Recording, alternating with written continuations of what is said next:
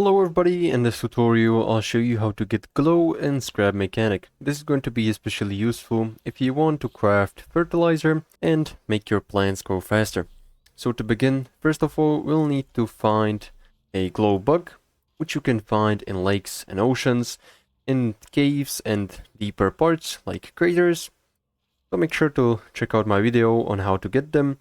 And now what you'll need to do when you have them, just craft some cardboard, which you can craft inside of the craft bot from some scrap wood, which you can get by chopping down trees using a hammer. And once you do, just place these blocks near the glow box like this. And once one glow bug eats 5 cardboard blocks, he will drop a glow. So just wait for them to eat it.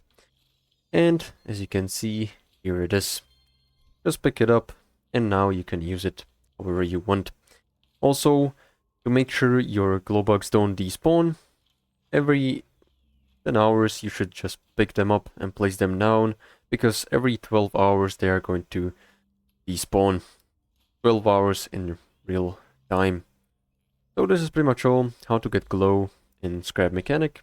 Make sure to like and subscribe if you found this helpful, and see you in the next one.